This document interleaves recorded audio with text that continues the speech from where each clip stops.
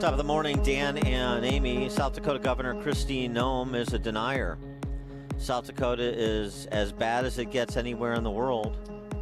That's what she has been described as. That's what South Dakota has been described as. And she writes in the Wall Street Journal, does Governor Noem, despite harsh lockdowns in Illinois, coupled with a mask mandate since May 1, the state experienced a new single-day record in COVID-19 deaths on December 2nd, and its active case counts are higher on a per capita basis than South Dakota's has ever been. Oh, looky there. New Jersey, which still has had the most deaths in the country per capita, has a mask mandate in place since June, has imposed $15,000 a day fines on businesses that refuse to close. Still, over the last 2 months, over the last 2 weeks of November, its hospitalizations increased by 34%, a 6-month high. California imposed a mask mandate in June as some of the harshest lockdown orders in the country, including shutting off residents' water if they have too many visitors. Despite that, the AP recently reported COVID hospitalizations have increased nearly 90% and could triple by Christmas. South Dakota is entering 2021 in one of the strongest financial positions in the country. At 3.6%, our state has the third lowest unemployment rate in the nation. We closed out this past fiscal year with a $19 million surplus, and that's after she inherited and paid down $21 million worth of debt. She points out, in contrast, Illinois plans to borrow $2 billion from the Fed. New Jersey, which already has the highest debt per capita in the nation, is issuing another $4 billion in bonds. And New York is looking at a nearly $60 billion revenue shortfall. Each one of those states is also counting on federal bailouts to keep them afloat. That's not what South Dakota is doing, and they won't be raising taxes on residents or businesses either. We won't be looking to Congress to send us more stimulus money. So yeah, she said no the first round, too. That hayseed, Kristi Noem in South Dakota, versus all those wily, experienced, steady hands in Albany and Springfield and Sacramento, right? For more on all this, we're pleased to be joined by our friend Libby Emmons. She is, of course, with the Post Millennial. Libby, thanks so much for joining us. Appreciate it. Sure thing. Thanks. So what about that? What about, Kristi Noem up there in Mount Rushmore land as compared to all those sophisticated cosmopolitan types in big states like Illinois and California, New York, New Jersey? Yeah, I think Kristi Noem really has taken a pretty interesting approach, and it's one that has what her citizens want. I think that it's clear that the residents of South Dakota are not interested in being told what to do, being told how to live their lives, and certainly are not comfortable with the engine of the economy being shut down for their own protection. I live in New York, and Governor Cuomo has been so sure that he is our protecting father, that he needs to tell us all what to do and how to behave and all of the rest of it. There's these rules that bars and restaurants have to close by 10 p.m. in a city that, as we all know, never sleeps, right? I mean, this stuff is supposed to be open till 4 a.m. That's our right as New Yorkers, to be out all night if we want to. So I think it's pretty fascinating to see how this all breaks down.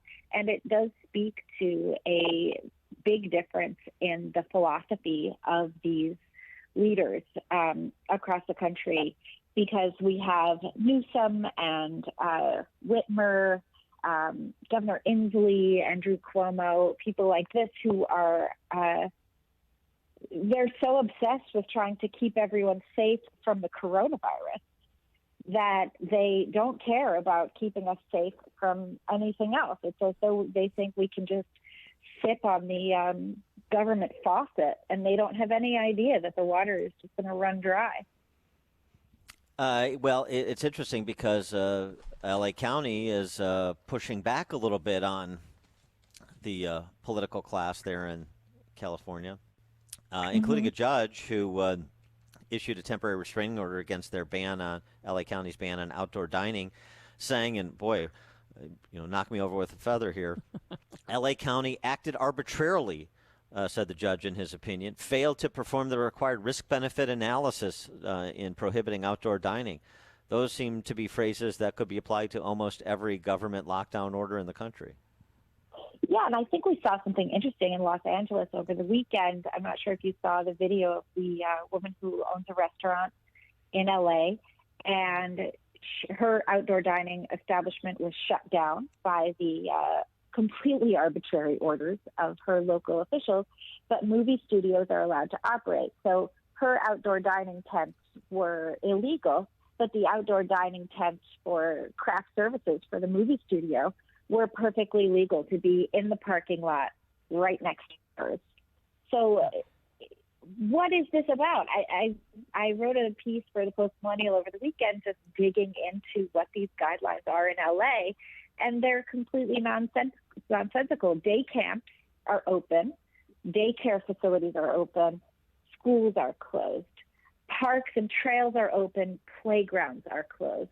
None of it seems to have any basis in reality at all. It's just all about who knows? Who knows what it's all about? It's all about controlling people. Yeah, aren't the metrics that they're using saying if the ICUs, if they're less than 15% capacity, then we have to shut things down? Right, but they're also not linking to any data to show what it is that is causing the contagion. So, what is it? There was a piece in the New York Post, I think yesterday, talking about how even though we have all of these lockdowns in the city, there's absolutely no data to suggest that the coronavirus cases are coming from restaurants. In fact, there's no data at all. There's been a track and trace program when you go into a restaurant. If you're one of these horribly selfish people who's willing to support your local restaurant, then you have to fill out your name and address and all of that stuff so that in the event that there are cases, they can contact you. The city hasn't released any information on how many cases they have tracked in this method, if they're even tracking anything at all. And if they're not, and they're just imposing these restrictions, depriving people of their opportunity to work, which is just such an insane thing in the United States, where we value ourselves. We put a great emphasis on being able to provide for ourselves and for our families, contributing to society in an economic way as well as social ways. I think that's a huge part of what it is to be an American, is to, set out, work, provide, create opportunities, take advantage of opportunities, and it's all being shut down. And the only avenue left is going to be for people to rely on the government. And, it's interesting. I teach a catechism class at my church for seventh graders going into the confirmation year. And last week we were talking about the Supreme Court order saying that Governor Cuomo did not actually have the authority to completely violate our First Amendment rights by shutting down churches, which obviously, what a good call that was. But we were talking about it, and a lot of the kids were like, well, it's the government, so it's their job to tell us what to do. And I let everybody talk, and everybody, all these kids are really smart, despite remote learning, they still managed to retain intelligence. And we were talking it through, and I was like, okay, guys, now I'm going to read you the First Amendment. I'm going to talk to you about, our rights are not given to us by the government. Our rights are given to us by God. This is where we get them. They are our natural rights. They are inalienable. The government is not allowed to trounce on them. That's the deal. It's not like the founding fathers weren't aware of pandemics. Half their kids died from whatever, yellow fever and all kinds of horrifying things. They still put our rights first. And it's unconscionable to find our elected leaders saying that for our own safety, they're going to deprive us of liberty. It's unacceptable. I think Noam is on the right track. And if people want to take these risks, that's their right. Well, and it's also jarring that the kids' default position, because of socialization, these smart kids that you're talking about, and I have no doubt they are, is, well, if the government says so, then it must be right because they're looking out for us, and so we should just we should give them the benefit of the doubt and accept whatever received wisdom they convey. That's a problem generally, and it's not just with respect to the kids. A piece you wrote for the Post Millennial on the most selfish act of the most selfish generation, on their way out the door, as it were, a final, perhaps their coup de grace when it comes to selfishness, the baby boomers. Yeah, I think that's part of it too. Some of these leaders are certainly closer to my age, like Whitmer. I think she's a Gen X with her authoritarian dictates. But I do see a proclivity among the generation that is, my parents' generation, to accept these restrictions for their own good. And this is a generation that cast off everything their parents taught them, right? They said that everything our parents taught us was bad, from traditional marriages to, stable lifestyles, to religion, to, the kind of government they had. And they certainly, were part of the civil rights movement, which is a huge and essential part of American history and something we should be proud of. But they threw off everything.